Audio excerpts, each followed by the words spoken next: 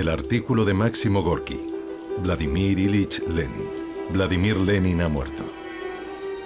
Incluso algunos de sus enemigos admiten honestamente. Con Lenin, el mundo ha perdido a una personalidad, el genio más brillante entre todos los grandes hombres de su tiempo. El periódico burgués publicado en idioma alemán, Prager Tageblatt, concluyó su artículo lleno de admiración reverencial por su colosal personalidad con las siguientes palabras: Lenin parece excelso, insondable y digno de admiración, incluso en su muerte.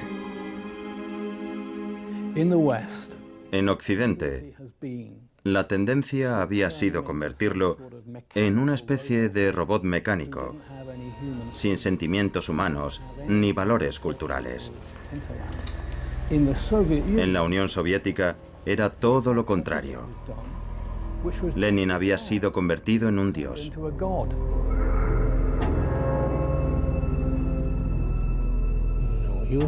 Era un revolucionario poseído por una idea, llevar a cabo una revuelta social. El precio a pagar no importaba, era un fanático. Es imposible llegar a lo más profundo de una persona guiándose únicamente por las evidencias aportadas por los testigos. Primero deberíamos entender su plan de vida. Deberíamos observar las particularidades de su carácter, ya que era el típico intelectual ruso que se hacía las mismas eternas y dolorosas preguntas que Chernyshevsky y Tolstoy. No olvidemos que todo sucedió en la época de la masacre de la Primera Guerra Mundial, y fue él quien paró aquella guerra. Y debemos tener en cuenta que se propuso crear una comuna de París en un territorio que ocupaba una sexta parte de la Tierra. Era un plan titánico, y estuvo muy cerca de conseguirlo. Lenin, primera parte.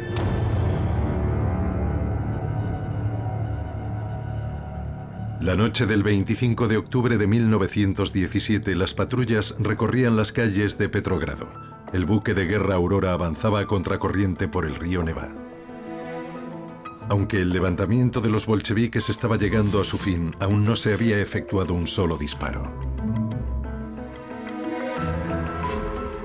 El cerebro de la revuelta, Vladimir Lenin, ataviado con una peluca y la mitad de su rostro oculto detrás de un vendaje sucio, se arrastraba astutamente por callejuelas oscuras.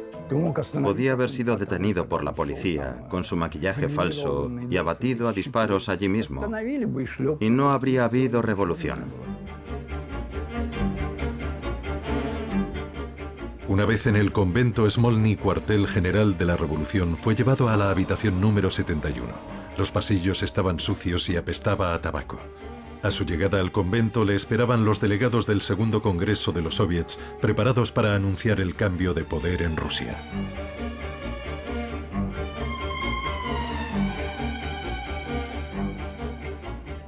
Por la mañana todo estaba hecho. Lenin dijo: una transición demasiado abrupta desde la clandestinidad al poder. Y luego añadió en alemán: mi cabeza da vueltas. Era un teórico y en realidad nunca había participado en ninguna actividad revolucionaria o en algo parecido.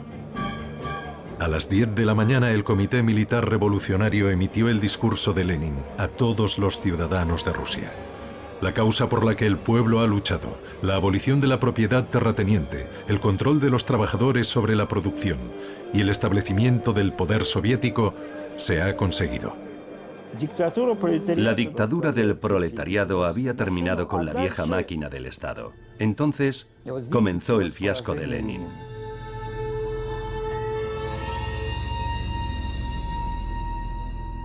Mirando atrás y sin idolatrarlo, se ve la clase de persona que era Lenin.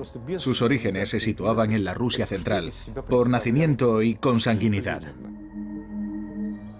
El 10 de abril de 1870, 22 de abril, según el calendario revolucionario soviético, nació un niño en Simbirsk, en el seno de la familia Ulianov. El padre de Lenin, Ilya Ulianov, era mitad ruso y mitad kalmuco, y su madre era mitad sueca y mitad alemana. En su linaje sueco había también parte de sangre judía. Lenin era una auténtica mezcla de todas las sangres posibles que coexistían en Rusia.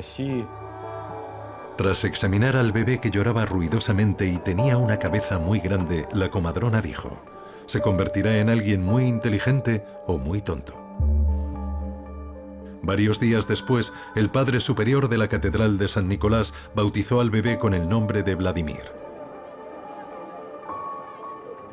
Del artículo de Máximo Gorki, Vladimir Ilich Lenin. Hijo excepcional de este mundo abyecto. Persona maravillosa que fue víctima de la hostilidad y el odio por luchar por la causa del amor y la belleza. Hay una foto muy llamativa de toda su familia cuando Lenin tenía 9 años. Está de pie, da la sensación de estar totalmente solo y transmite una gran determinación. Una pequeña criatura, pero muy reservado y seguro de sí mismo. Un enigma. A pesar de todo lo que se ha escrito de él, sigue siendo un enigma. Nadie ha roto esa nuez y ha visto lo que hay en su interior.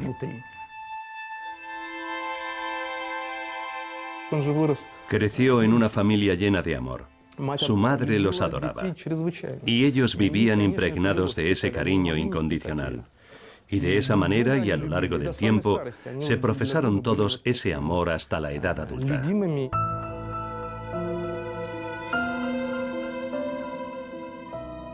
Eran 6 hijos: Ana, Alexander, Vladimir, Olga, Dmitri y María. Ilia Nikolaevich era una persona acomodada, pero los Ulianov llevaban una vida modesta. Era uno de los principios de su madre. Vivía una vida aislada. La casa estaba amueblada con un estilo sobrio. El único objeto lujoso era una gran biblioteca que contenía obras clásicas y las últimas ediciones de la literatura moderna. Se puede decir que Ilia Nikolaevich era una persona leal al régimen. De hecho, se convirtió en consejero de Estado y fue condecorado con la Orden de San Estanislao de primera clase, equivalente al grado de general en la vida civil. Era una persona muy conocida en San Petersburgo y no desconocida para su majestad. Sasha Ulianov era considerado un niño con un gran talento. Se graduó en el instituto con medalla de oro y entró en el Departamento de Ciencias Naturales en la Facultad de Física y Matemáticas de la Universidad de San Petersburgo. Un documento muy interesante ha sobrevivido hasta nuestros días. Una redacción del estudiante de instituto Alexander Ulianov sobre el tema «Cualidades que necesitas poseer para ser útil para la sociedad y el Estado». Honestidad, aplicación, firmeza de carácter, inteligencia, conocimiento. Nos enseñan los valores que Ilia Nikolaevich y María Alexandrovna habían inculcado desde bien pequeños a sus hijos.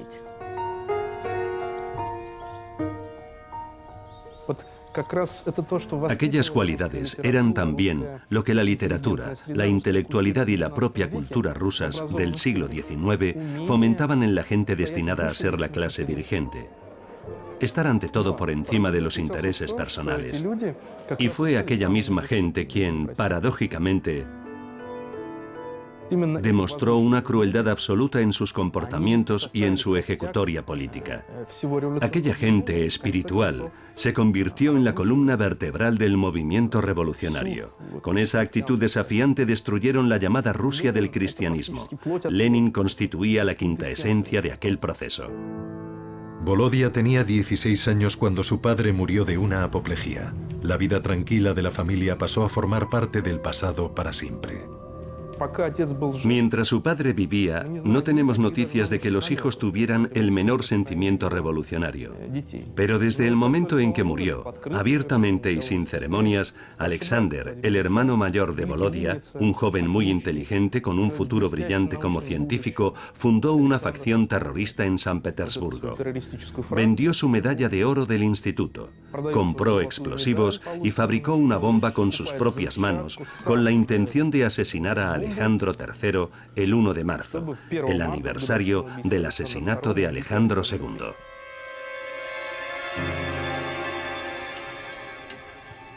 Alexander Ulianov fue arrestado junto a otros participantes del fallido regicidio. El tribunal condenó a todos a la pena de muerte. La sentencia fue ejecutada en el patio de la fortaleza de Schlisselburg, cerca de San Petersburgo. Todo el mundo en Simbirsk se apartó de los Ulianov como si tuvieran la lepra. Vladimir tenía entonces 17 años. ¿Qué efecto pudo producir aquello en un muchacho que adoraba a su hermano mayor? Cualquiera que viva en el seno de una familia, tenga hermanos y sepa lo que significa el amor familiar, puede imaginarlo. No voy a extrapolar este suceso hasta el extremo de afirmar que fue la muerte de Alexander lo que convirtió a Lenin en lo que fue, pero sí constituyó uno de los factores que definieron su personalidad y su biografía. Fue una tragedia familiar y Vladimir entendió que entre la familia Ulianov y el gobierno del zar se había producido una brecha insalvable. Mientras estaban en marcha las vistas judiciales, Volodia estaba haciendo los exámenes de graduación en el instituto. A pesar de todo, obtuvo unas excelentes notas. Pero al ser hermano de un criminal no tenía derecho a estudiar en Moscú ni en San Petersburgo. Por ello fue matriculado en la Facultad de Derecho de Kazán. 3 meses más tarde fue expulsado por participar en manifestaciones estudiantiles. Las ideas socialistas y el espíritu revolucionario que él acogió representaban el espíritu de la época, y era normal que un joven estudiante los admirase. Era un representante típico de lo que se conoce como la juventud iluminada rusa de la década de 1880. Protestaban contra las tradiciones, contra el poder imperialista, contra el zarismo. Tenían la convicción de que era humillante para Rusia vivir bajo una autocracia que se había convertido en algo obsoleto.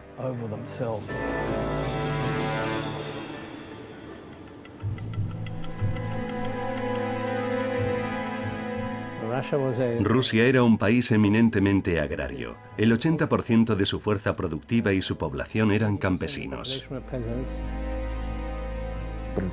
Existía el proletariado, pero solo en algunas ciudades y en escaso número. La mayor parte eran jornaleros. El capitalismo estaba ya asentado en Rusia, pero era un capitalismo sin industria. Había, utilizando el lenguaje moderno, solo instalaciones de montaje o que fabricaban unidades separadas.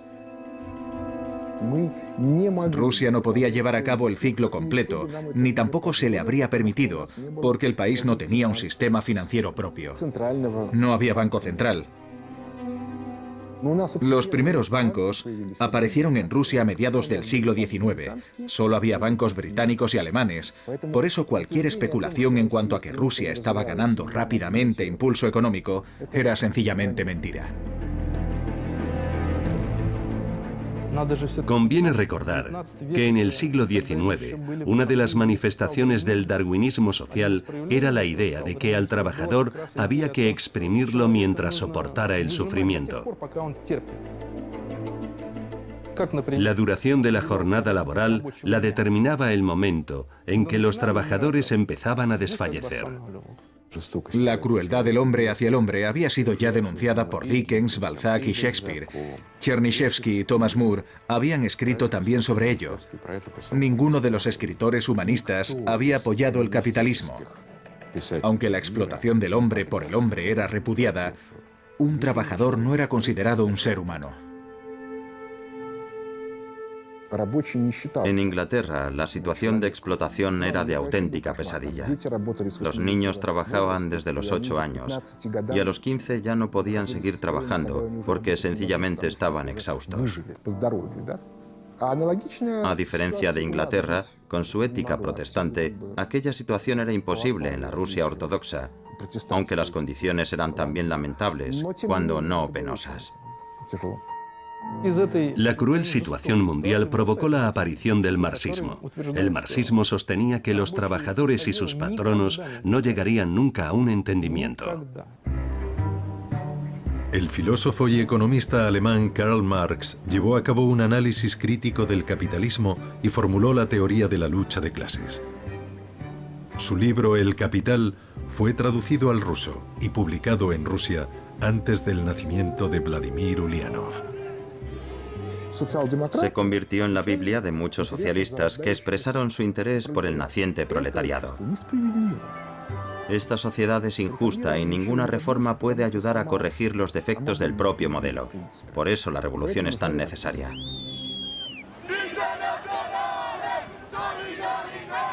Lenin amaba la teoría de Marx. Era una especie de autoridad religiosa para él. Era un diligente pupilo de Marx. Tomó su teoría, que había estudiado minuciosamente, y decidió ponerla en práctica.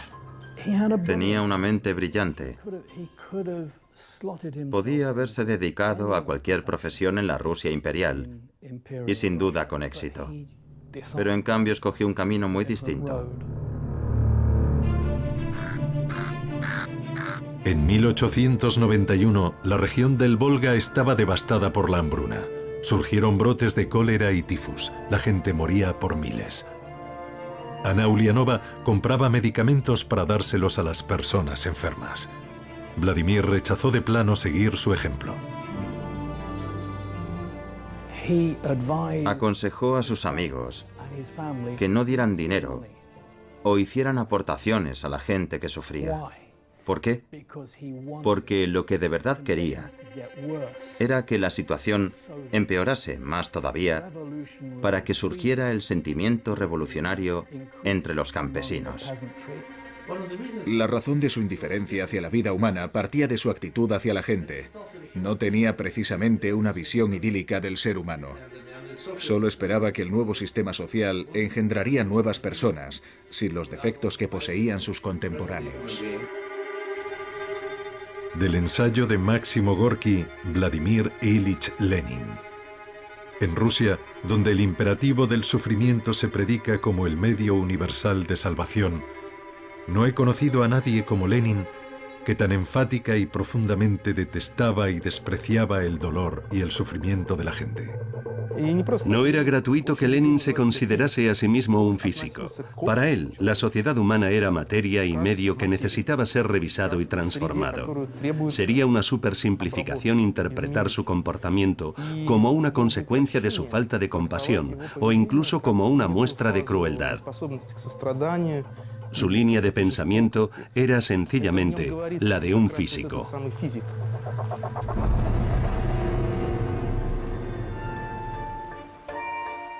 En 1893, Vladimir se trasladó a San Petersburgo. Alquiló un apartamento para tener su propia intimidad. Un piso limpio, con una puerta forrada de fieltro para amortiguar el ruido exterior. A 15 minutos a pie se encuentra la biblioteca municipal. Vladimir lee mucho. Le interesan los problemas de la economía e intenta escribir su propio material analítico. Había leído una cantidad innumerable de libros. Su comprensión de los textos era realmente asombrosa. 5 volúmenes de datos estadísticos o algunos gráficos en alemán. En fin, el material que cualquier persona normal habría encontrado aburrido. Pero a él le encantaba todo lo relacionado con los números. Como un matemático, veía a las personas a través de números y estadísticas. En el silencio de su habitación, Ulianov creaba un mundo nuevo que surgiría sobre las viejas y decrépitas ruinas. Yo no diría que producía la impresión de tener una fuerte personalidad, y casi nadie habría vaticinado que llegaría a ser el gran Lenin, que terminaría convirtiéndose en el líder de la revolución. Su amigo Alexander Potresov recordaba: era joven solo según indicaba su pasaporte. Aparentaba entre 35 y 40 años. Rostro serio, cabeza calva, barba pelirroja, voz ronca. No parecía un joven. No en vano le llamaban viejo en la célula del futuro partido.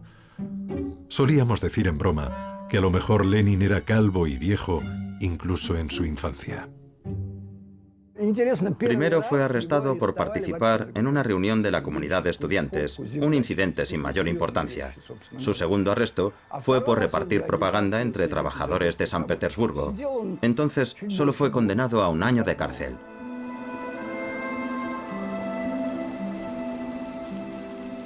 Escribía regularmente cartas a su familia, comunicándoles que su estado de salud era satisfactorio. y que debían traerle diariamente agua mineral para su delicado estómago. El propio Ulianov dormía 9 horas al día.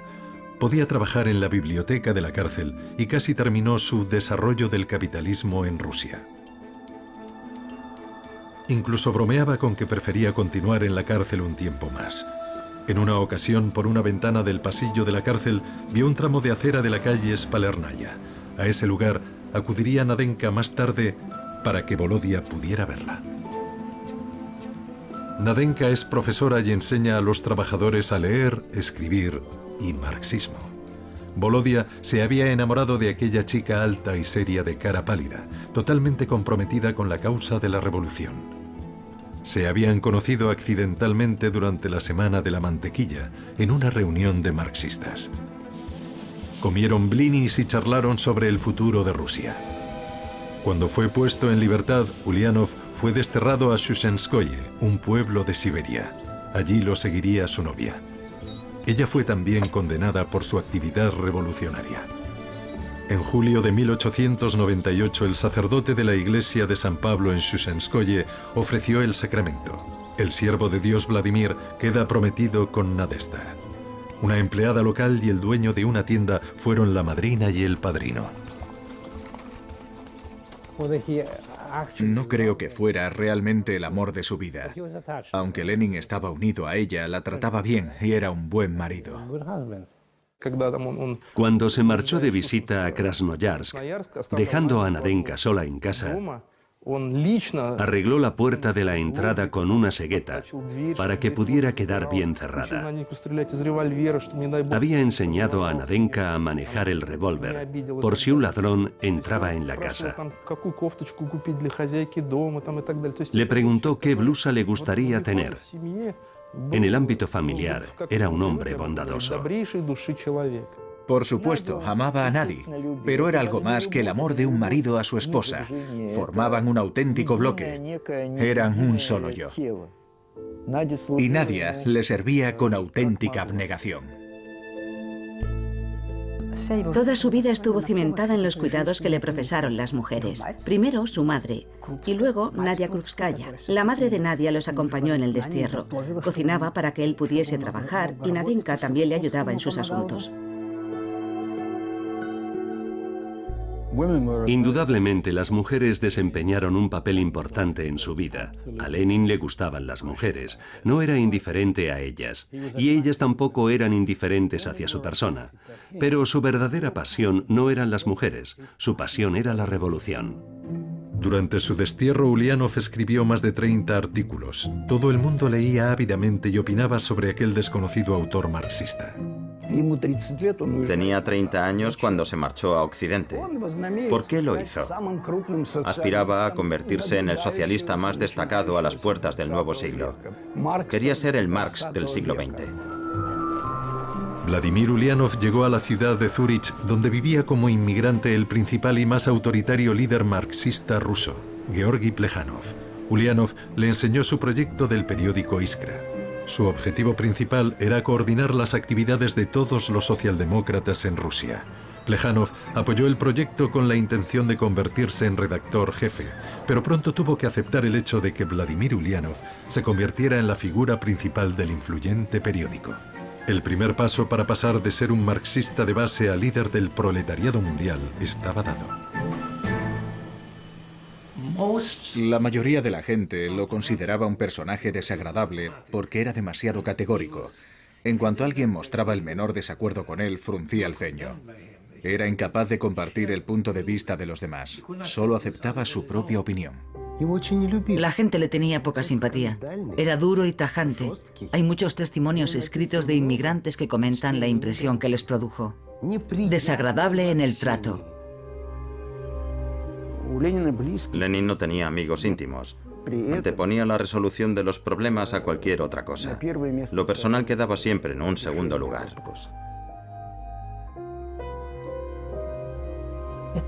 Él era siempre la figura central. De hecho, no confiaba en nadie. Solo recurría a la gente cuando necesitaba ayuda. Cuando su esposa cumplió su destierro, Vladimir la convocó en Zúrich, pero nadie fue a buscarla a la estación. Tampoco lo encontró en las señas que éste le indicaba en sus cartas. Resulta que había cambiado de dirección y había olvidado comunicárselo. Finalmente Nadia encontró a su marido. Krupskaya se hizo cargo de toda la correspondencia del periódico Iskra, La Chispa, y del cifrado de las cartas de su marido. Apenas había tiempo para ocuparse de su relación. Tenían demasiado trabajo. Nadia era su mayor apoyo. Era una persona a la que podía encomendar cualquier trabajo. Y tenía tanta fe en él que le infundía una enorme seguridad en sí mismo.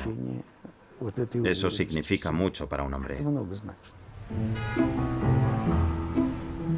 En algún momento entre 1902 y 1903, Lenin y Nadia se trasladaron a Londres. Por miedo a una conspiración, vivían allí bajo nombres supuestos. En su tiempo libre, salían a la campiña inglesa y asistían a una iglesia socialista donde una vez oyeron a un pastor orar por el éxodo de los trabajadores del reino del capitalismo hacia el reino del comunismo. Y de vez en cuando visitaban la tumba de Karl Marx. Lenin pasaba la mayor parte del tiempo trabajando en su escritorio o en la biblioteca del Museo Británico. En febrero de 1902, la aparición de su nuevo libro ¿Qué hacer? Constituyó todo un bombazo. El libro iba firmado con el seudónimo Lenin. Su vida estaba dedicada por completo al pensamiento. Antes que otros contemporáneos suyos, vio la importancia de contar con un partido político. No era simplemente un lugar para cotillear por donde ves la vida pasar. Era un lugar donde podías conseguir cosas concretas. Desde ese punto de vista, era una persona muy avanzada. Fue el primero en Rusia que expuso la idea de manera contundente y categórica. Solamente el proletariado podría destruir el sistema existente. Pero esa tarea titánica solo podría encomendarse a gente con determinación y debería hacerse siempre bajo la dirección de revolucionarios profesionales. En julio de 1903, en Londres, 43 delegados asistieron al segundo Congreso del Partido Obrero Socialdemócrata de Rusia. Al primer congreso celebrado en Minsk habían asistido solo 9 delegados y todos habían sido detenidos. Entonces el partido no llegó a fundarse. Esta vez los marxistas se reunieron en la calle de Southgate Road, en una capilla cuyo pastor era un devoto socialista. Pero se sintieron incómodos en aquel ambiente religioso y decidieron trasladar sus sesiones al Club Comunista de la calle Charlotte. Las autoridades británicas pensaron, esta gente no supone ninguna amenaza para los intereses británicos. Y la policía consideró totalmente innecesario impedir los actos.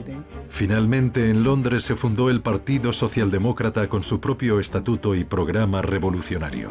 Sus principales objetivos eran la lucha en pro de la dictadura del proletariado, el derrocamiento de la autocracia zarista en Rusia, la implantación de una república democrática, la instauración de la jornada de trabajo de 8 horas y la confiscación de los latifundios a los terratenientes para restituir las tierras a los campesinos. Sobre estas cuestiones la postura de los revolucionarios fue unánime. La controversia surgió cuando se trató la cuestión del consejo editorial de Iskra. Lo que estaba en juego era el liderazgo del partido. Todos estaban dispuestos a luchar por el poder. Lenin sugirió que en lugar de 6, el consejo estuviese formado por solo 3. Plejanov, Martov y él mismo a expensas de Potresov, Sasulich y Axelrod. Al final, la mayoría de los delegados, de ahí el nombre de bolcheviques, que significa mayoría, votaron a favor del proyecto de Lenin. Después de aquello, Potresov nunca le perdonaría a Lenin el haber roto de aquella manera traumática todos los acuerdos anteriores al Congreso. De hecho, a Lenin no le gustaban las intrigas. Era un calmuco demasiado franco y directo para andar urdiendo conspiraciones en contra de nadie. Prefería hablar sin dobleces. Aunque parecía un ratón de biblioteca, por las horas que pasaba enfrascado en los libros, era también pero que muy capaz de jurar como un soldado. Había algo más que rebelde en él. La tensión nerviosa tuvo un efecto nocivo en su salud. De ahí sus migrañas, el insomnio y la neurastenia. Para entonces Lenin ya se había trasladado a Suiza. Vivía en Ginebra, en el número 10 de la calle Chemin du Foyer. Después de mucho insistirle, Lenin aceptó visitar a un médico. Volvió a casa sombrío. Cuando Nadia le preguntó por su diagnóstico, respondió secamente: el cerebro. El doctor le recomendó la necesidad de aliviar durante un tiempo la tensión a la que estaba sometido, pero nunca siguió sus recomendaciones. Seguía trabajando en la biblioteca, escribiendo artículos, todo tipo de notas y cientos de cartas a diario. Estaba convencido de que se podía dirigir la labor del partido en Rusia a distancia. Cuando la correspondencia estaba lista, Lenin la llevaba personalmente en bicicleta hasta la oficina de correos. Los mensajes más importantes eran transmitidos de forma oral o viajaban ocultos en maletas con doble fondo. Todo lo de valor era transportado por los mensajeros que cruzaban la frontera tanto legal como ilegalmente. Vivía en un estado de asedio constante, siempre en peligro de ser arrestado o deportado de un país a otro, obligado a reunir continuamente a la gente. La familia de Volodia trabajó muy duro para sostenerlo. El primer equipo de Iskra lo formó con sus parientes más cercanos, sus hermanas y sus esposos. Necesitaba aparentar que contaba con gente en el partido para no parecer un simple socialista ruso aislado. En realidad quería aparecer como alguien que representara cierto poder. Había otros socialistas que vivían en Rusia. Ellos se encargaban allí del trabajo clandestino. Él habría continuado gustoso su trabajo en las bibliotecas suizas, escribiendo, aprendiendo y estudiando. Suelo visitar la sala de lectura de la Biblioteca de Ginebra y allí siempre pregunto por el lugar donde se sentaba Lenin. Después de vivir en Ginebra durante años, leyendo los libros de la biblioteca, todavía conservan su tarjeta de lectura. La intoxicación de los libros fue una tragedia para la intelectualidad rusa de los siglos XIX y XX. Lenin vivía prácticamente en el mundo de los conceptos, no sentía la vida real. Mientras tanto, la población rusa hervía de indignación. Muchos partidos políticos pretendían derrocar a la monarquía. Los revolucionarios sociales organizaban ataques contra los altos funcionarios. Y los campesinos estaban furiosos por no haber recibido las tierras después de la abolición de la servidumbre. Hubo una reforma en 1861, en virtud de la cual algunas tierras fueron entregadas a los campesinos, pero no todas. Algunos campesinos se vieron obligados a hacer pagos de amortización. Debían pagar por la tierra durante un periodo de 50 años. De hecho, la revolución de 1905 fue principalmente una revolución contra esas amortizaciones.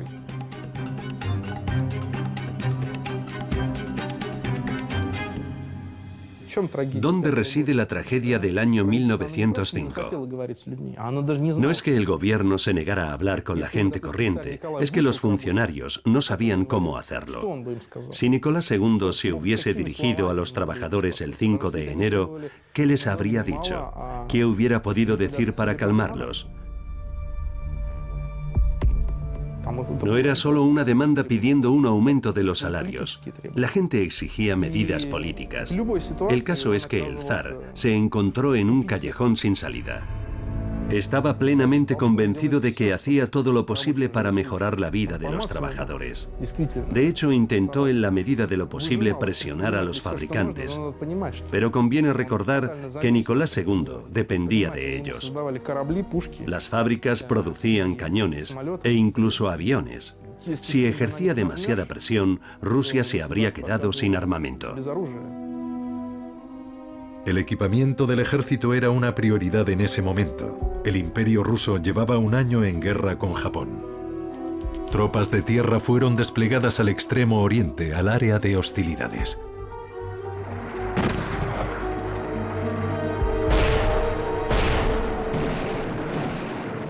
Si no hubiera mediado una revolución, Rusia probablemente habría ganado la guerra contra Japón. Por eso la revolución fue intensamente apoyada por los servicios secretos japoneses y por muchos otros. Por otra parte, si no hubiese habido guerra ruso-japonesa, la revolución de 1905 habría sido ahogada aún más rápidamente.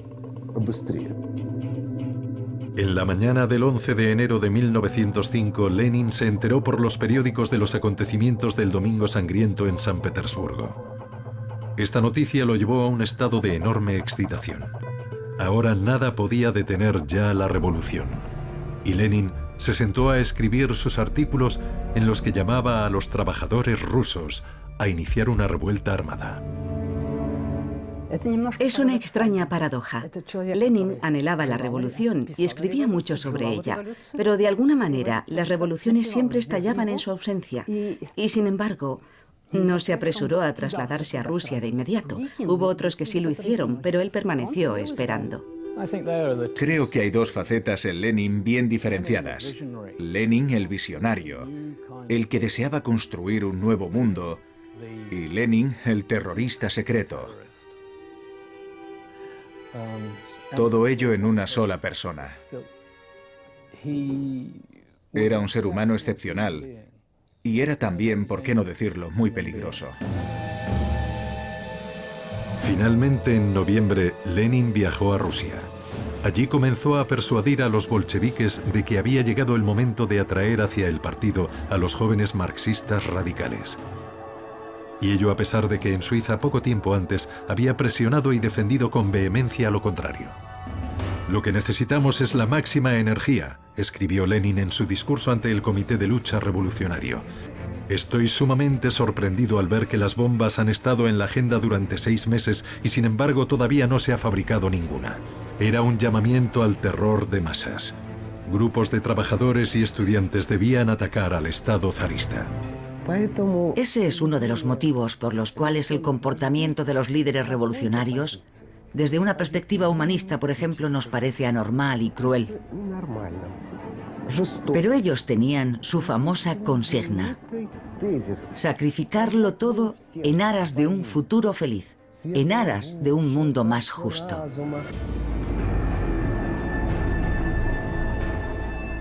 Esa era la norma en la época de la revolución. A principios de diciembre, los disturbios callejeros estallaron en las calles de Moscú. Pequeñas unidades de combate se movían por la ciudad actuando como una guerra de guerrillas. Iban comandados por luchadores experimentados del Partido Socialista Revolucionario que practicaban el terror como medio de lucha. Durante varios días, la ciudad quedó sumida en el caos, con robos, saqueos y persecuciones. Se instaura la justicia por medios totalmente injustos. Se instaura la igualdad a través de una profunda desigualdad, y me refiero a la desigualdad social. Se instaura el amor a través del odio ignominioso. Y la sociedad resultante no nace en un ambiente soleado, sino en su faceta más sombría. En diciembre, la policía y el ejército necesitaron 10 días para ahogar la revuelta e instaurar algo parecido al orden público. Después de aquello, la revolución se apaciguó, pero las manifestaciones se siguieron sucediendo aquí y allá hasta 1907. 9.000 personas fueron víctimas del terror revolucionario. Por parte del gobierno zarista, los tribunales condenaron a muerte a 3.574 personas. El Partido Obrero Socialdemócrata de Rusia fue sometido a una dura represión y sufrió grandes pérdidas en la Revolución de 1905. Al final cayó en decadencia. El asalto al poder era inviable en 1905 o 1906. Se necesitaban condiciones excepcionales de lucha social para tener así al menos la oportunidad de alcanzarlo. Lenin y Nadia tuvieron que emigrar a París, ciudad que desagradó especialmente a Lenin y a la que calificó de agujero inmundo. No obstante, fue a París donde los emigrantes revolucionarios acudieron en tropel. En 1992 fui a visitar el apartamento de Lenin en la calle Marie-Rose. Los comunistas franceses me permitieron verlo. En el dormitorio vi 2 camas estrechas de hierro. Me quedé atónito. Vivía con muchas más comodidades que la mayoría de los revolucionarios en Londres, París o Ginebra, porque procedía de una familia burguesa. Nunca pasó hambre. Siempre llevaba un traje de 3 piezas y un par de botas de calidad. También utilizó recursos de la tesorería del partido, ya que nunca obtuvo mucho dinero con sus publicaciones. Su madre también le ayudó económicamente. Recibía una pensión del imperio por su marido. Resulta bastante irónico, después de todo, que Lenin estuviera organizando una revolución con la ayuda de su madre, es decir, con el dinero de la pensión de su padre, que había sido precisamente funcionario del Estado.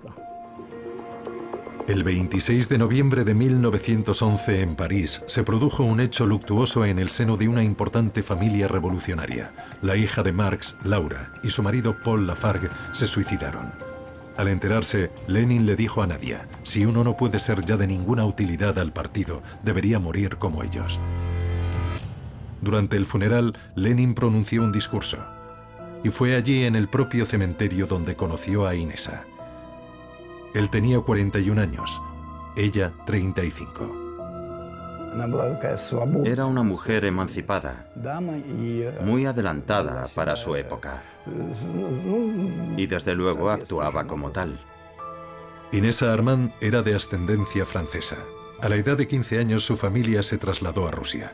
Había estado casada 2 veces y tenía 5 hijos. Y de repente se sumó a la actividad revolucionaria. Se unió al partido. Por su participación activa en la revolución de 1905, fue desterrada a la región de Archangelsk, pero consiguió evadirse y, provista de documentación falsa, huyó al extranjero. En su apartamento de Bruselas se celebraban reuniones y se ocultaban armas, municiones y literatura subversiva. Inesa llevó a cabo una agitación activa en el extranjero y se convirtió en la confidente de Lenin. No hay duda de que Lenin la amaba. Era su amante, no solo una compañera del partido. Y sus sentimientos eran sinceros. Sin embargo, en las cartas publicadas no se hacía ninguna mención a esa relación. A Lenin no le gustaba hablar de ello, y ella tampoco era probablemente una mujer muy locuaz. En aquellos tiempos no era algo bien visto. Si alguien piensa que una persona que está reconstruyendo el mundo puede ser un mujeriego, se equivoca profundamente. Estamos hablando de un hombre muy especial. Durante toda su vida, Lenin solo tuvo un amor, y ese amor se llamaba la Gran Revolución Rusa.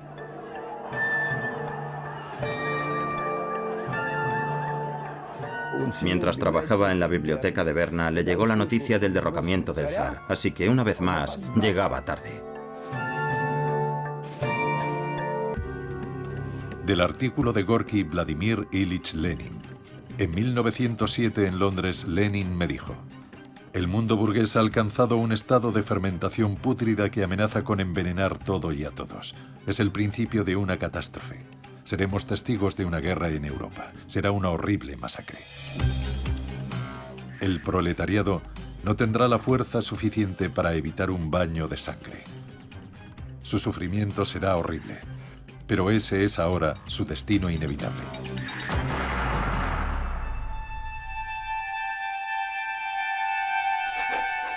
Lenin, segunda parte.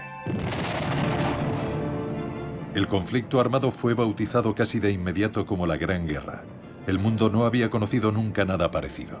Las hostilidades se extendieron a los Balcanes, Oriente Medio, el Cáucaso, Europa y África. Casi 40 países se involucraron en el conflicto. De no haber sido por la Primera Guerra Mundial, Lenin habría permanecido probablemente en Suiza el resto de su vida. Es posible que hubiera visitado ocasionalmente la Biblioteca Británica en Londres y que hubiera pasado sus vacaciones en la costa francesa o en las montañas suizas. Y seguramente también hubiera seguido criticando ferozmente el sistema burgués, pero fue la Primera Guerra Mundial lo que le dio la oportunidad. Se han escrito novelas muy duras sobre la Gran Guerra, como por ejemplo Adiós a las armas de Hemingway o La muerte de un héroe de Aldington.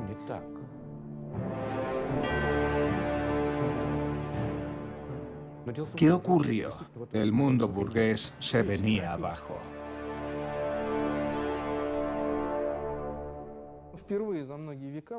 Por primera vez existía la oportunidad de ganar una guerra utilizando máquinas. Alemania pensó que había llegado la hora y podía hacer lo que no había conseguido durante muchos siglos para alcanzar el más alto nivel en las coordenadas políticas mundiales. El avance en la industria metalúrgica fue increíble. Y el país que fuera capaz de reequipar a su ejército en primer lugar podía ganar en cuestión de semanas. La victoria se lograría con la artillería.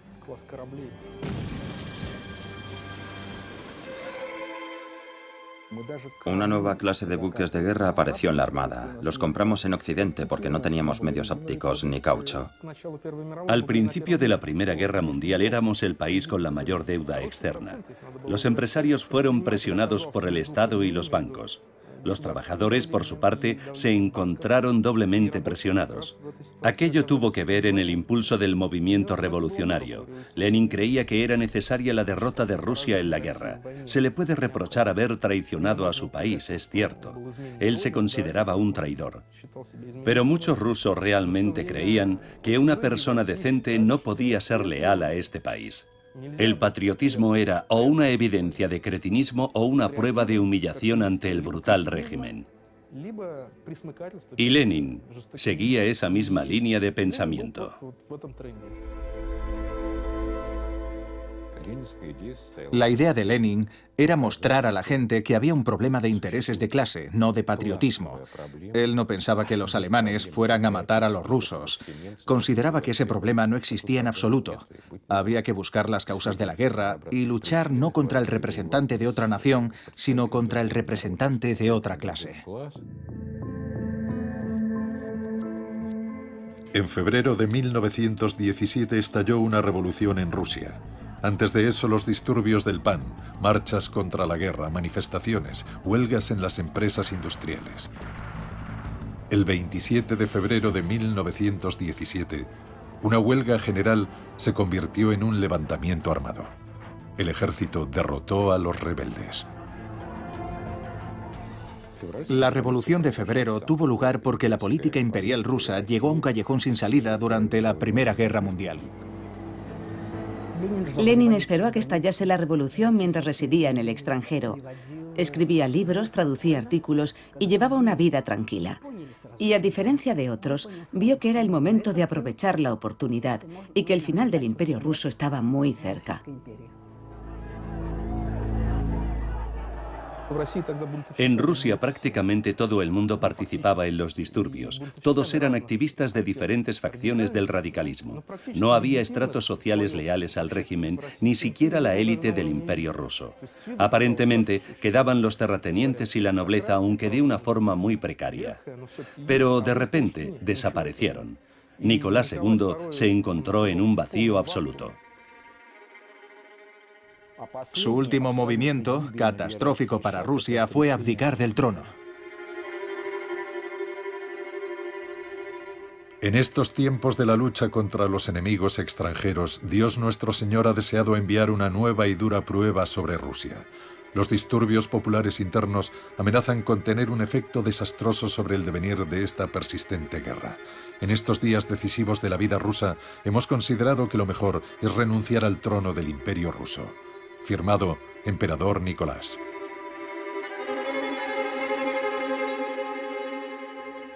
La guerra continuó, la gente no la quería. Petrogrado estaba lleno de desertores mientras los liberales seguían parloteando. El poder dual había conducido al caos. Por un lado emergió el gobierno provisional y por el otro el Soviet de Petrogrado, un cuerpo ilegítimo que representaba a las bases, que también reclamaban el poder en el país. El Estado ruso se estaba derrumbando por sí solo. Lenin, como todos los demás, había sido un observador del proceso. Tras la Revolución de Febrero en Rusia, el jefe del Estado Mayor alemán del Frente Oriental, general Hoffmann, escribió: «La Revolución rusa desmoralizó al ejército y nosotros, naturalmente, buscamos intensificar el proceso». Algunas autoridades civiles que mantienen relaciones con los ciudadanos rusos que viven en Suiza tuvieron la idea de utilizar a algunos de estos ciudadanos para destruir el espíritu combativo del ejército ruso, envenenándolo con ideas antibélicas.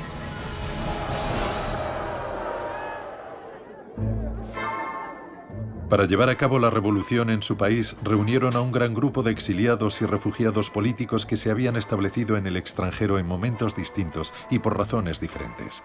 Junto con Lenin había bolcheviques, socialrevolucionarios, mencheviques y anarquistas, y sus familias. Había 50 aparatchiks, miembros del aparato del Partido Comunista, en total. Eran muy importantes porque sabían cómo trabajar. Nadie contaba con un aparato de partido como aquel. Iban a ser transportados desde Suiza al Imperio Ruso. Técnicamente el país se encontraba en estado de guerra. Por ello se acordó que viajarían en un tren del que no pudieran bajar. Era una especie de tren extraterritorial.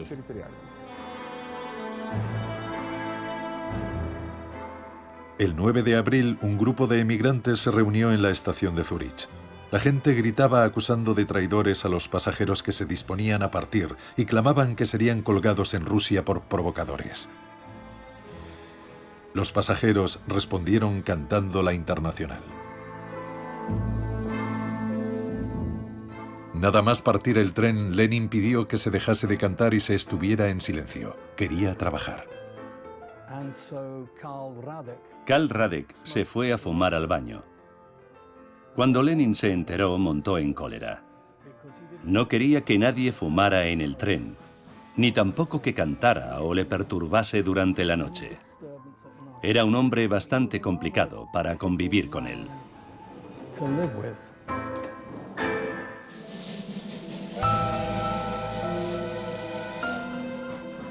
Los revolucionarios viajaron de Suiza a Alemania y entraron en Rusia por la frontera sueco-finlandesa.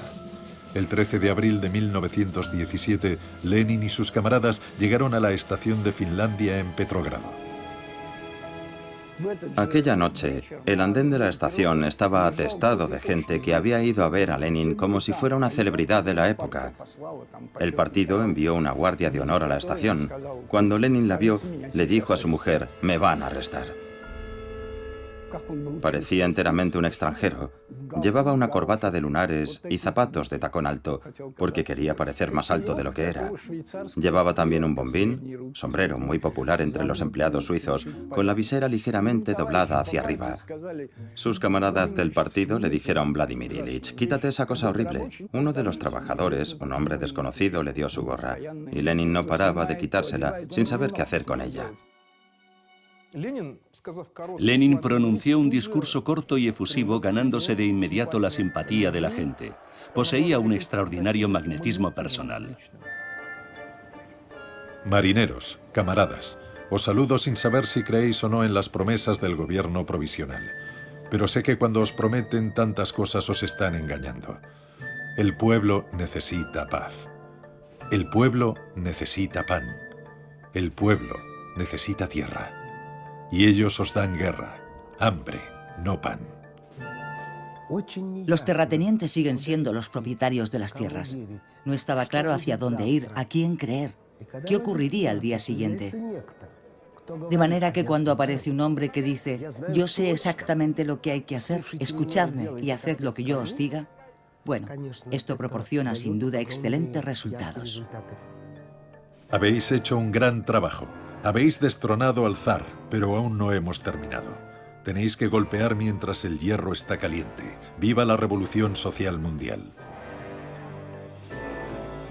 Encontró las palabras que le catapultaron al poder. Cuando él proclamó todo el poder para los soviets, los demás decían cosas bonitas, pero sin efecto.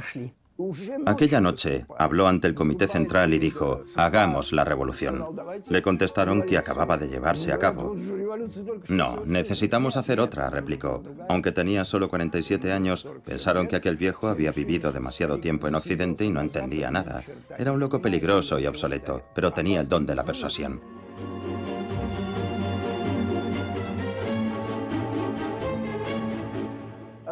«18 días después, se convocó la conferencia del partido. Asistieron 133 delegados regionales, que estaban también lo bastante locos para confirmar: «Sí, necesitamos esa revolución». Su lema, «Dadme un partido de revolucionarios profesionales y transformaremos Rusia», se convirtió en el credo y en el símbolo del bolchevismo. Lo escribió con toda claridad. El partido debe tomar el poder. El partido era él mismo. Quería el poder para llevar a cabo su idea. El partido era su idea. Los miembros del partido bolchevique eran pocos. No había estadísticas exactas en cuanto a la cifra.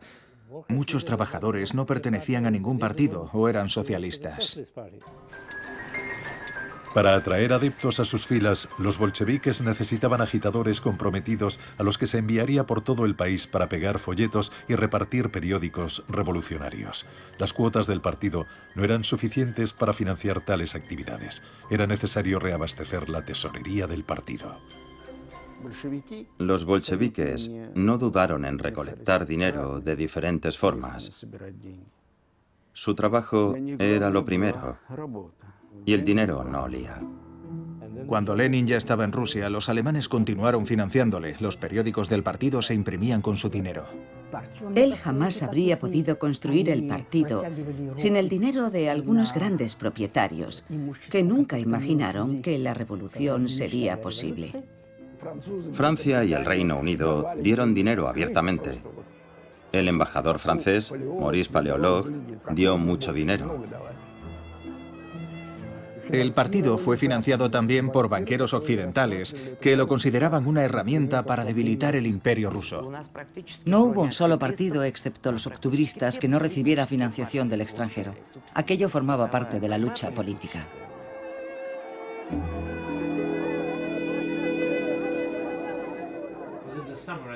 En el verano de 1917, en un mitin socialdemócrata, Tsereteli, un menchevique, dijo que no había partido en Rusia que quisiera tomar el poder.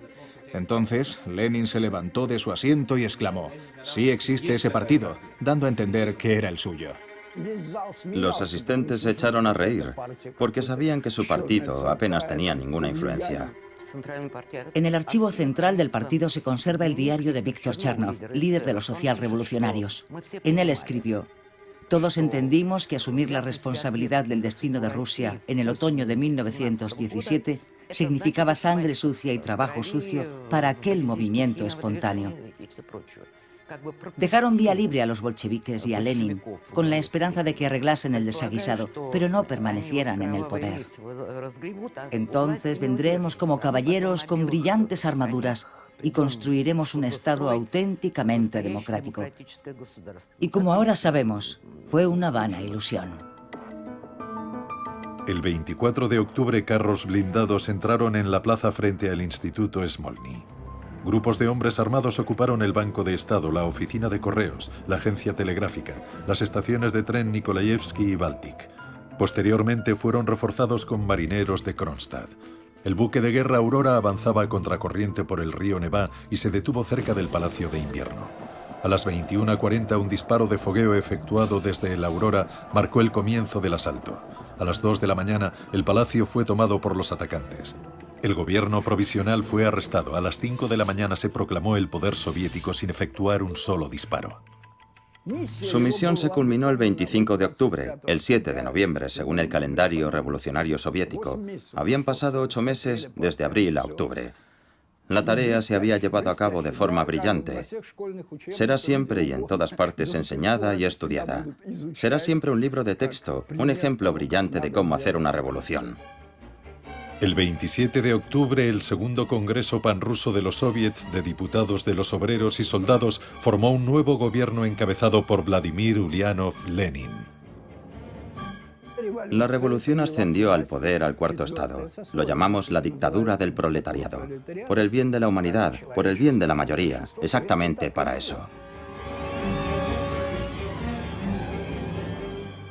2 semanas después del golpe de octubre, el nuevo gobierno emitió el decreto sobre la paz. Los soviéticos ofrecieron a los países en guerra una paz sin anexiones ni indemnizaciones. El decreto sobre la paz y el decreto sobre la tierra fueron aprobados al principio de la Revolución de Octubre. Ambos eran unos documentos con un gran peso específico, que contenían las ideas sobre cómo transformar Rusia. Por los decretos de Lenin, las entrañas de la tierra pertenecían al pueblo, no al Estado. Eran propiedad socialista, es decir, propiedad del pueblo. El decreto sobre la tierra legalizaba la adquisición de las haciendas de los terratenientes por los campesinos. Al conocerse su emisión, los soldados abandonaron el frente y regresaron a sus hogares. Lenin quería cambiar la forma de pensar de la clase trabajadora. No sentía amor por ella. Cuando era estudiante ya sabía que los trabajadores no estaban comprometidos con el socialismo y aquello le disgustaba mucho. La víspera del 25 de octubre, Lenin escribió que se debían crear las condiciones necesarias para que hasta un cocinero estuviera capacitado para gobernar el Estado. Solo podía conseguirse por medio de la educación. Según los datos censales de principios del siglo XX, el 80% de la población era analfabeta. A ese respecto, constituyó un grandioso resultado social. La campaña de alfabetización fue realmente el gran logro del gobierno soviético.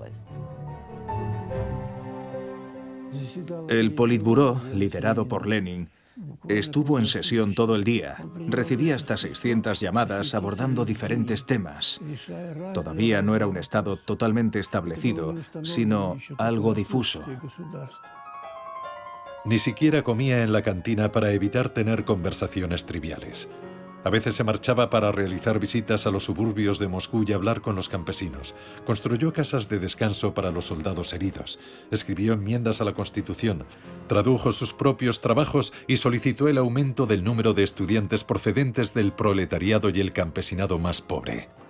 Elaboró un proyecto de resolución para los orfanatos. Incluso escribió notas sobre cómo cumplir en el puesto de centinela. La gente era totalmente ignorante. El país era bárbaro y analfabeto. No sabían qué decir, y él les enseñó a decir alto o disparo. Inventó señas y contraseñas. Lo hizo todo. Recuerdo que hay un documento de un agente alemán en el que dice: Lenin está trabajando como nosotros queremos, sigan financiándole. Él no trabajaba para Alemania. Todo lo que hacía lo hacía para él mismo. Servía a la gran idea de la revolución en Rusia.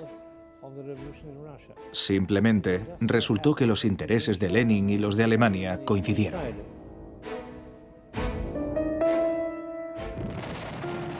A finales de 1917 los alemanes comenzaron a perder la guerra. Se vieron obligados a volver a desplegar sus fuerzas en el frente occidental contra los franceses, los británicos y los americanos. Por eso buscaron la paz con Rusia en el frente oriental. Los alemanes financiaban a Lenin, que prometió sacar a Rusia de la guerra.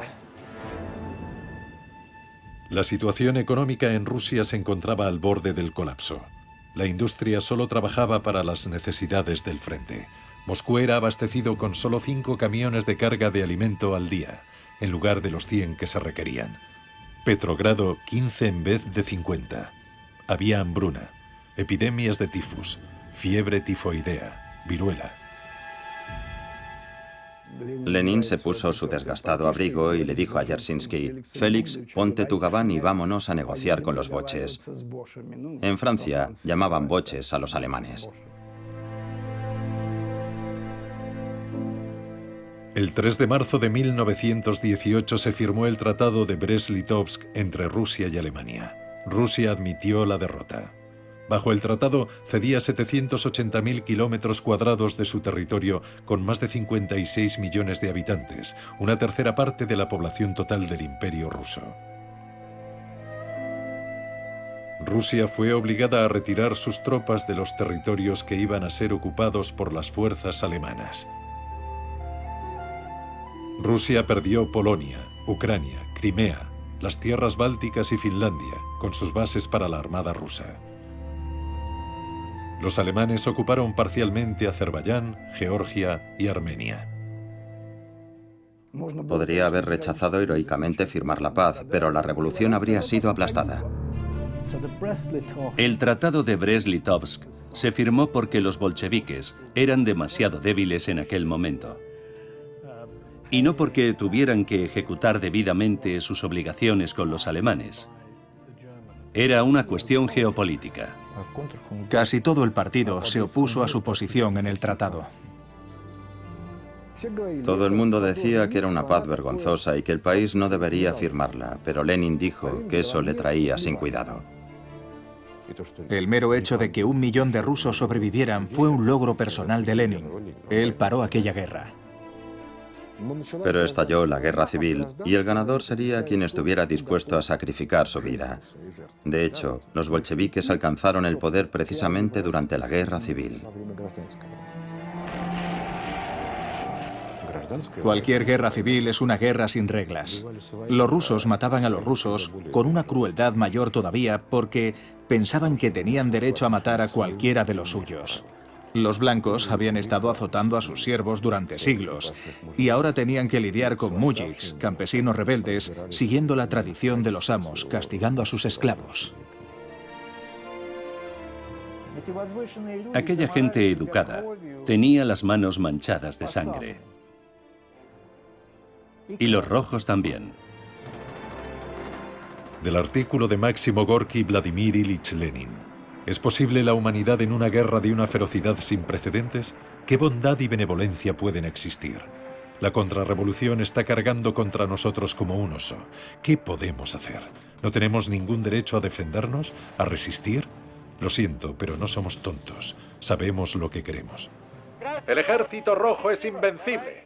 Camaradas y soldados del Ejército Rojo, capitalistas de Inglaterra, América y Francia están librando una guerra contra nosotros. Envían dinero y suministros militares a los terratenientes rusos que lideran tropas contra los soviets desde Siberia y el Cáucaso septentrional con el objetivo de restaurar el poder del zar, el poder de los terratenientes y los capitalistas. Pero nunca lo conseguirán. En aquel momento, todo indicaba que los blancos estaban a punto de tomar Ekaterimburgo y ponerse a las órdenes de Nicolás II y su familia. Ello podría suponer un gran apoyo para los blancos. Por eso los rojos los mataron a él y a su familia, precisamente para que los monárquicos no tuvieran más posibilidades de contrarrestar la ofensiva de la revolución. Él necesitaba demostrar que la muerte del zar marcaba el final del pasado. El pasado ha terminado y ya no hay vuelta atrás. Lenin no anunció la muerte de la familia del zar de inmediato. Le aterraba pensar que si se conocía lo que había sucedido con la familia del zar, pudiera producirse un cambio dramático en la actitud de la gente hacia el Consejo de Comisarios del Pueblo, hacia él y hacia el resto del liderazgo político. Aunque no hubo una orden escrita, todas las circunstancias ponen de manifiesto que los bolcheviques de Ekaterimburgo habían recibido el plácet de Moscú o alguna otra forma de aprobación. ¿Por qué estuvieron tan sincronizados la ejecución de la familia del zar y el atentado a Lenin?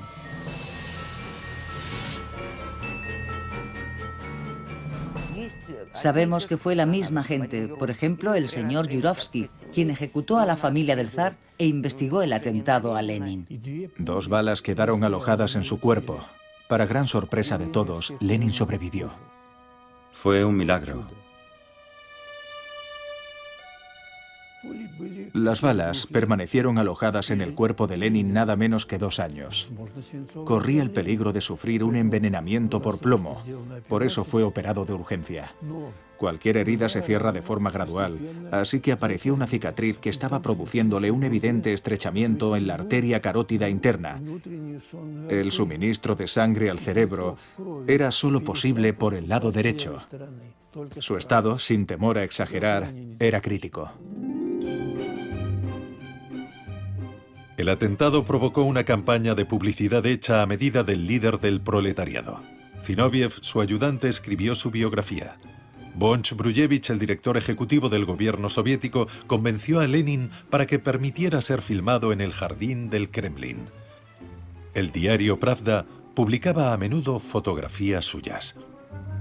Lenin recibía visitas de pintores y escultores. El pintor Anenkov, uno de los artistas que dibujó a Lenin del natural, recordaba que la primera vez que se reunió con él le preguntó ¿cuál va a ser su enfoque del retrato? El artista dijo, me gustaría representar la personificación del impulso revolucionario. Vladimir Ilich le dijo, ¿no es eso una exageración? Y Anenkov contestó: «Mire, Vladimir Ilich, no me interesa retratar a un hombre corriente con barba». Tenía en mente un proyecto histórico no solo para cambiar a Rusia, sino para cambiar el mundo entero.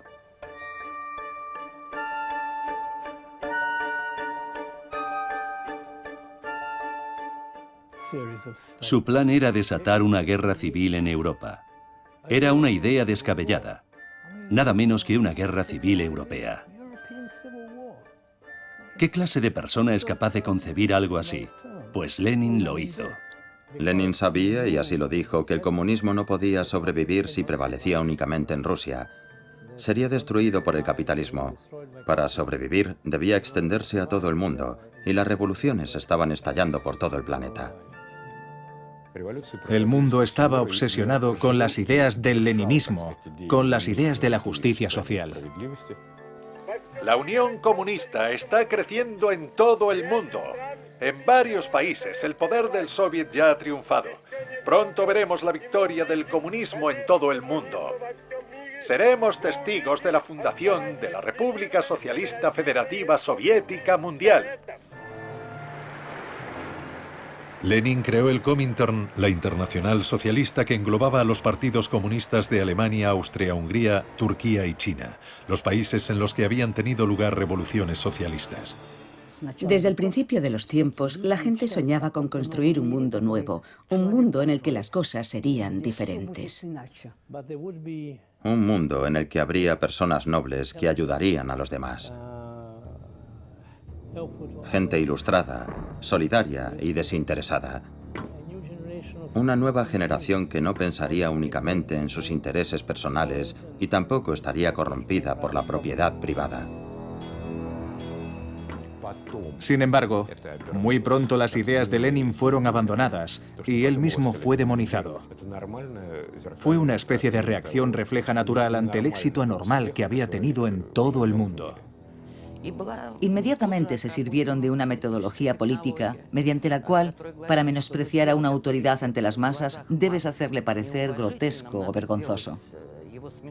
Y así explotaron la cuestión de su origen, es decir, la genealogía de Lenin.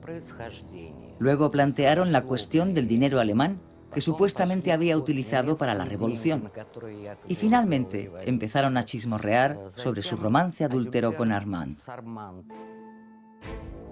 En abril de 1917, Inés Armand viajó con Lenin a Rusia. Una vez en Moscú, se hizo cargo de la jefatura del Consejo de Economía Nacional y de un departamento del Comité Central. Encabezando una misión de la Cruz Roja, viajó a Francia para liberar a los soldados del cuerpo expedicionario ruso de su cautiverio. Fue arrestada por las autoridades francesas y liberada después de que Lenin amenazara con disparar a toda la misión francesa en Moscú. Armand murió de tifus. Durante su funeral celebrado en Moscú, Lenin acompañó al cortejo fúnebre. Tenía el rostro destrozado, caminaba con los ojos cerrados y parecía a punto de desplomarse.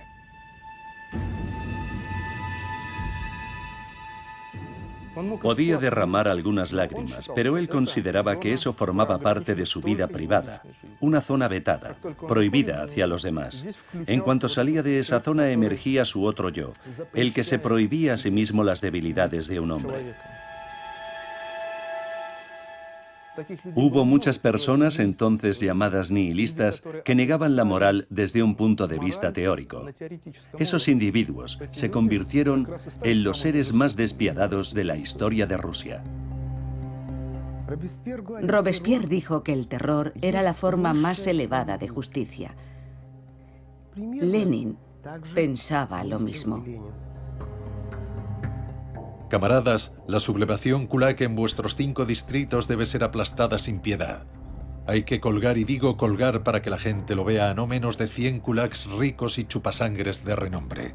Apoderaos de su grano, identificad a los rehenes. Hacedlo de manera que en muchas leguas a la redonda la gente vea, tiemble y grite. Ahoguemos y estrangulemos a esos kulaks chupasangres. Sinceramente tuyo, Lenin. Emplea para ello a la gente más dura que tengas.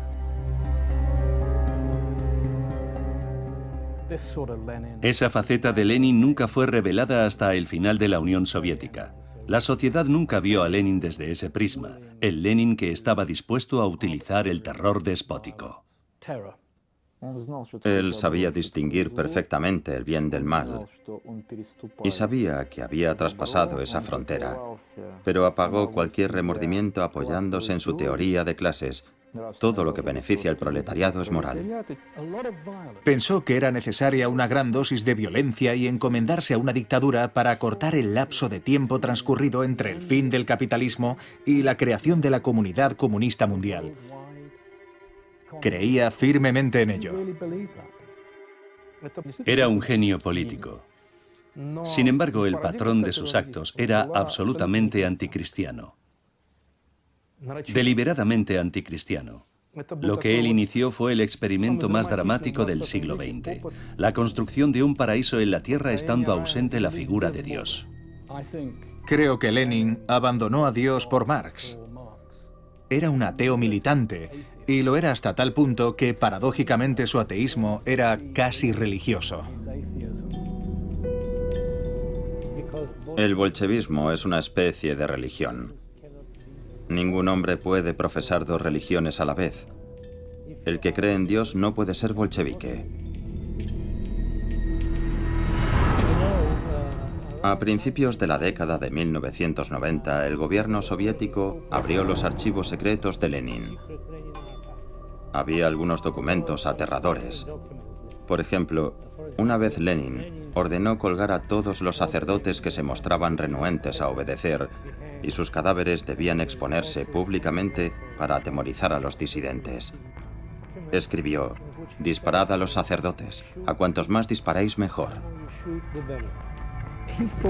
Desde su punto de vista, la Iglesia Ortodoxa rusa era una de las organizaciones más peligrosas, destructivas y perniciosas de la sociedad imperial rusa.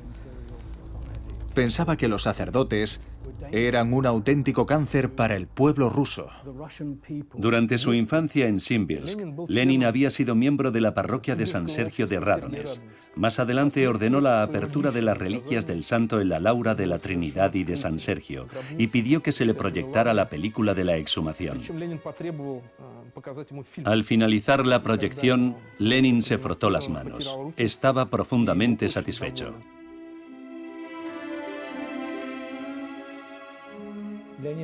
Lenin quería el dinero de la Iglesia, en la medida de lo posible, para llenar las arcas del tesoro.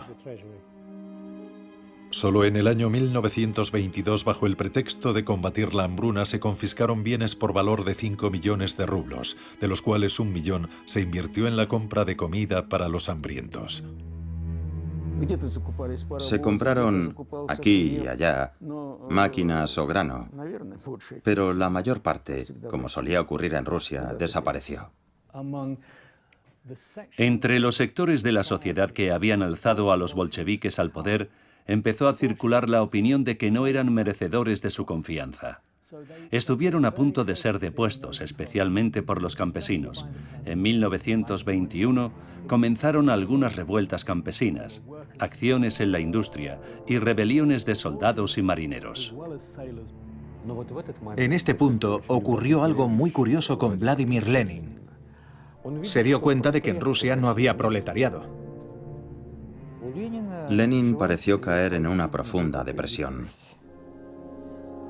Resultó que los cocineros no solo no querían, sino que no podían gobernar el Estado. No tenían conocimientos. Se hizo evidente que la clase obrera era perezosa, iletrada, y no estaba de acuerdo con las exigencias de la teoría marxista. En esa encrucijada, Lenin dio un giro, tan audaz como revolucionario, y también ingenuo, diría yo. Anunció la nueva política económica. Quería crear un proletariado post factum. Durante el periodo de la NEP era necesario recorrer el camino capitalista del desarrollo, del que tal vez nacería un proletariado digno de Marx. Se modificó la política industrial y se fortaleció el sistema político. Era la única forma de salvar la dictadura de los bolcheviques. Solo de esa manera, se preservó el Estado soviético. Los comercios que habían sido cerrados ofrecían ahora vinos franceses caros y la NEP se convirtió en la base económica para futuras reformas liberales, aunque fuesen hipotéticas. No tenía nada de marxismo, era puro progresismo. Sin Lenin, los bolcheviques difícilmente hubiesen podido introducir esos cambios. La NEP era muy impopular dentro de la élite bolchevique. Lenin enseñó a muchos de ellos que, para alcanzar ciertos objetivos, había que ir siempre en contra de la opinión pública. Como cuando firmó el Tratado de Paz de Brest, anunció la NEP e incluso cuando llevó a cabo la Revolución de Octubre. Siempre fue uno contra todos. Solemos olvidar que estamos hablando de un periodo de apenas 4 o 5 años en la vida de Lenin. Como Sísifo, había empujado una piedra cuesta arriba, dando esperanza a la gente, pero la piedra cayó rodando. Su idea de difundir el comunismo en todo el mundo a través del Comintern, la Internacional Socialista, no tuvo éxito en ningún lugar. Rusia iba a incendiar Europa. Y lo único que consiguió fueron algunos chispazos. Los líderes de la Revolución Alemana fueron asesinados y la Revolución Húngara fracasó. Durante los 2 últimos años de su vida fue consciente de que había fracasado. No había posibilidad alguna de cambiar la naturaleza humana. Se dio cuenta de que ninguno de sus camaradas más cercanos respondía al epítome del hombre nuevo. Estaba decepcionado con todos ellos y con la sociedad en general. Fue una tragedia para él.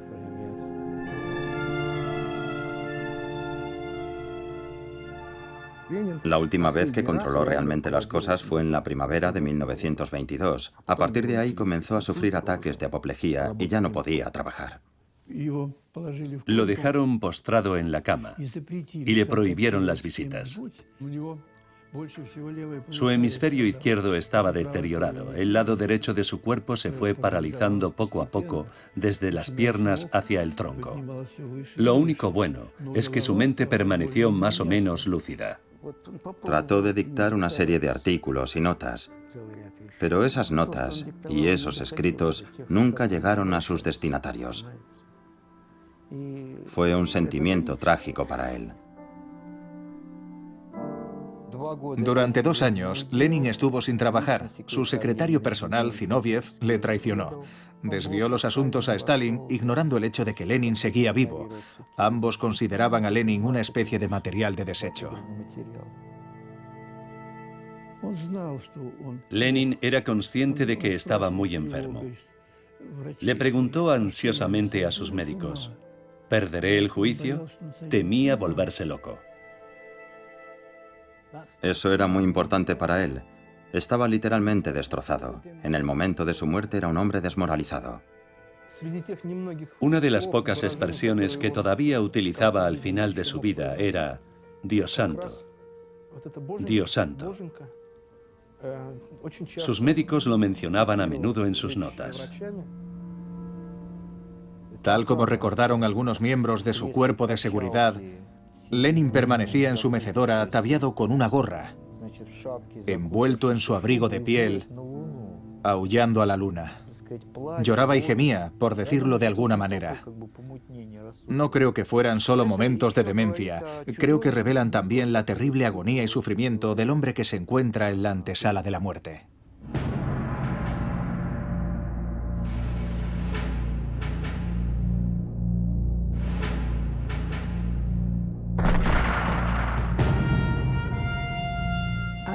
En realidad, los dictadores pueden dejarse llevar por las mismas pasiones que nos dominan a las personas corrientes. Claro que no están locos. Puede que tengan alguna percepción deformada de la realidad, pero no están mentalmente enfermos. Ni mucho menos. Se parecen mucho a nosotros. Por eso son tan peligrosos, porque tenemos muchas cosas en común. Gustave Le Bon, sociólogo experto en psicología de masas, escribió: los grandes reformadores del mundo siguen encorvando nuestras espaldas, incluso desde las profundidades de sus tumbas. Debemos comprender que esto se debe principalmente a que han expresado plenamente los intereses de su raza y del tiempo que les ha tocado vivir.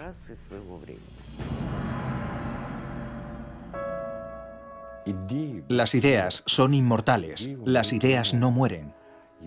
Sus planes, por decirlo con sencillez, se derrumbaron. Todo lo que logró fue radicalmente distorsionado. El camino que eligió para Rusia no se hizo realidad.